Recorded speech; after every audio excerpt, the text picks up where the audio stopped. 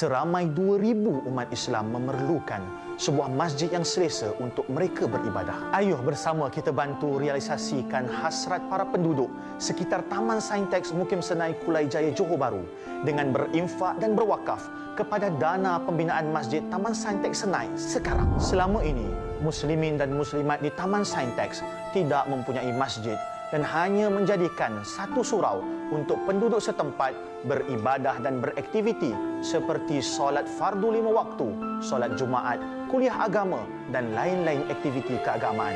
Namun, jumlah penduduk yang semakin bertambah menyebabkan surau sedia ada tidak mampu lagi menampung jemaah dan sangat-sangat memerlukan sebuah masjid. Masjid Taman Saintex Senai akan dibangunkan dengan kemudahan-kemudahan seperti Dewan Solat Utama berkapasiti 2,000 jemaah, kelas mengaji, perpustakaan, pejabat pentadbiran, bilik imam dan bilal, tandas, tempat wuduk, bilik pengurusan jenazah serta pelbagai lagi kemudahan bagi kegunaan muslimin dan muslimat. Ayuh berinfak dan berwakaflah kepada dana pembinaan Masjid Taman Saintex Senai sekarang. Semoga Allah kurniakan rezeki berlipat kali ganda di dunia dan pahala mencurah-curah di akhirat kelak, insya-Allah. Alhamdulillah, bertemu lagi dalam Assalamualaikum. Allahumma salli ala Sayyidina Muhammad wa ala ali Sayyidina Muhammad. Dan kita teruskan perbincangan kita dengan topik Masjid Jantung Hati Umat Islam. Dan kita bawakan pentas Assalamualaikum Jantung Hati Masyarakat Malaysia kita. Bersama dengan kita ucap selamat datang Fadil Ustaz Rahmat Ihsan selaku pendakwah yang kita bawakan. Assalamualaikum. Waalaikumsalam. Jantung Hati TV Al-Hijrah. Allahu Akbar. Masya-Allah. Baik Ustaz, seperti yang kita dapat saksikan sebentar tadi, ada sedikit bingkisan berkenaan masjid di Senai. Betul. Apa sebenarnya yang kita boleh kongsikan antara signifikan masjid pada zaman sekarang ni dengan era moden, orang ramai yang busy dengan urusan harian tu? Silakan Ustaz. Masya-Allah tabarakallah, bila kita cerita sejarah masjid ni Tuan Ula, dia bukan daripada sekarang, zaman sekarang. Kalau kita tengok sirah menunjukkan 1400 tahun dahulu juga Nabi dah menunjukkan signifikan masjid. Bukan saja pada zaman Nabi Nabi Ibrahim, Nabi Ismail, bahkan zaman Nabi Adam alaihissalam. Sebab tu ada namanya Baitullah atau Rumah Allah. Bererti masjid adalah satu hal, satu perkara yang kekal relevan sepanjang zaman, sepanjang masa. Dan kita kena ingat, apabila Nabi nak pergi berhijrah, Nabi singgah di Kuba, ketika itu Nabi bina masjid. Bererti apa? Walaupun persinggahan, walaupun sementara, walaupun sekejap, Nabi tahu pentingnya dan signifikannya masjid dalam menggerakkan masyarakat. Maka masjid dibina. Cuma pada waktu tu Ula, masjid taklah macam sekarang mewah. Kerana pada waktu itu masjid signifikannya hanya untuk solat. Tetapi hari demi hari, kita kata kepentingan ataupun keutamaan masjid ini berubah. Zaman demi zaman. Masjid mula menjadi one stop center. Zaman Sayyidina Umar Al-Khattab, masjid mula jadi tempat untuk menyampaikan mesej yang utama. Zaman tu tak ada TV.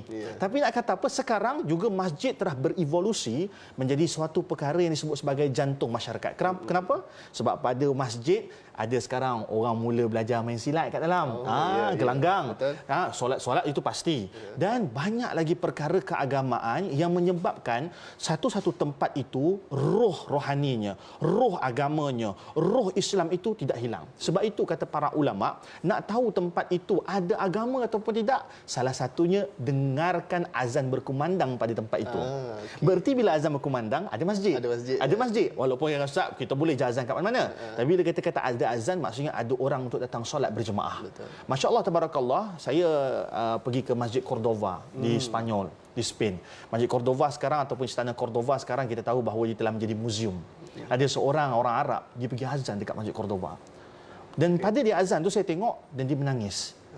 Saya kata limadha ya akhi, saya kata kenapa kau menangis? Saya kata ini dahulu pernah menjadi tempat sujud, tapi hari ini hilang fungsinya. Berarti apa? Kalau boleh kita nak lebih banyak masjid supaya kita tahu tempat itu adalah tempat umat Islam. Maka ada masjid itu tanda bukti bahawa orang setempat itu adalah majoriti umat Islam dan mereka meninggikan kalimah Allah. Masya-Allah. Bila kata kita masjid itu sebagai jantung hati umat Islam ni, nadi kita, maknanya dengan adanya masjid, umat Islam di sekeliling tu aktif. Aktif, betul. Aktif, Dia kalau tak ada masjid tu rasa macam suram. Wah, baik. Dan kita lah sebagai umat Islam, masyarakat kita setempat lah kiranya, apa sebenarnya peranan supaya kita dapat mengimarahkan, supaya kita dapat memakmurkan masjid di sesuatu tempat? Masya Allah, zaman Nabi, Tuan Ula, masa tu ada satu masjid nama Masjid Dirar. Masjid Dirar ni orang-orang munafik, orang-orang benci Islam, mereka buat satu masjid untuk buat perkumpulan yang palsu, perkumpulan yang menjauhkan Allah, menjauhkan Nabi. Apa berlaku? Diminta untuk dirobohkan Masjid Dirar. Sebab apa? Sebab Allah tegur dan Allah nasihat bahawa hanya saja orang-orang yang memakmurkan rumah Allah ini adalah mereka-mereka yang bertakwa. Berarti apa? Siapa-siapa yang memakmurkan, yang menghidupkan masjid adalah orang-orang yang bertakwa, yakni orang yang dekat dengan Allah dan dekat dengan Nabi. Tak kira siapa. Tak kira siapa. Yang penting kita cuba untuk memakmurkan. Maksud memakmurkan apa? Ulama bahas 3 perkara memakmurkan. Yang pertama, kalau tempat tak ada masjid, bina. Okey. Buat mewah-mewah, hebat-hebat. Ya, walaupun kita tahu bahawa akhir zaman masjid besar tapi kosong, tapi paling tidak dia menjadi syiar agama. Paling tidak kita tak kalah dengan orang bukan Islam. Betul. Kalau tak, takkan kita kata masjid kita ni tak best. Jadi buat yang terbaik. Yang pertama, bina. Yang kedua, menghidupkan dengan amalan-amalan wajib, maksudnya solat, kan? Jadi yang ketiga adalah menghidupkan aktiviti masyarakat. Kat sini yang saya sebut tadi berkaitan tentang ada masjid-masjid yang mereka jadikan bahawa masjid ini untuk tempat-tempat aktiviti sosial. Di masjid lah ada belajar silat. Sekarang the best apa tau? Budak-budak kumpul dekat masjid, rupanya nak wifi je. Tak apalah, biarlah adik-adik tu kumpul kat masjid nak wifi, mula-mula niat wifi, tapi yang penting lepas tu mereka belajar untuk dekat dengan masjid. Dekat dengan masjid, insya-Allah. Dan Ustaz, seperti yang kita dapat saksikan sebentar tadi, Masjid Sintex ni. Betul. Apa yang kita boleh kongsikan dan bagaimana caranya, misalkan kalau mereka nak tengok ke pembangunan dah ada ke? Silakan. Tuan-tuan perempuan, menarik Masjid Taman Sintex Senai Johor Bahru ni sebab kawasan tu 80% umat Islam. Kawasan yang baru, tapi mereka ada hanya surau. Surau alhamdulillah dapatlah izin untuk Jumaat. Tapi pack. Bayangkan surau yang kecil untuk 2,000 masyarakat. Tu kalau kita tengok dekat video tu, masya-Allah, orang sampai keluar melimpah. Bayangkan mereka-mereka yang susah, mereka-mereka yang berpeluh, mereka-mereka yang sulit sekarang ni mendirikan solat berjemaah, kita bina masjid baru. Mereka-mereka selepas ni sujud, mereka lepas ni berdoa, mereka lepas ni melakukan ibadah kat situ, kita dapat saham pahala. Jadi ini yang terbaik sebab maksudnya jemaah dah ada. Ada tempat nak bina masjid, jemaah tak ada. Ini jemaah dah ada. Tinggal nak tempat untuk solat. Masya Allah, kita nak sekarang tempat dah ada, tapak dah ada, tanah dah ada, tinggal nak dirikan masjid untuk 2,000 jemaah. Ingat Nabi sebut, Nabi janji bukan saya janji. Ahli politik janji menanam tebu di PBB.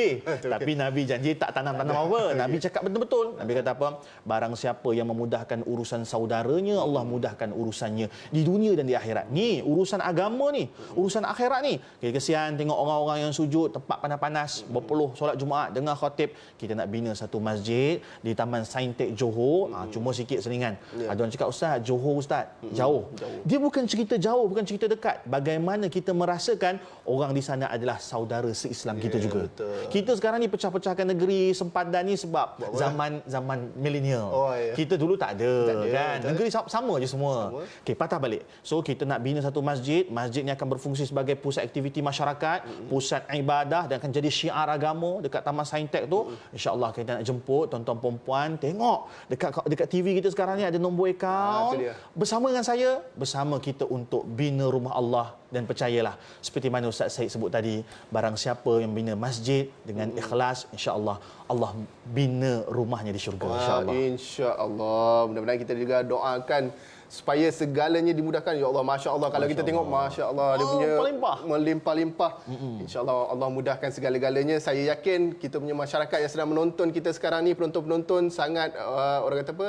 Murah hati insya-Allah untuk membantu, insya-Allah. Terima kasih kita ucapkan kepada Fadil Ustaz Rahmat Ihsan selaku pendakwah yang kita bawakan hari ini kerana bersama dengan kita. Terima kasih sekali lagi.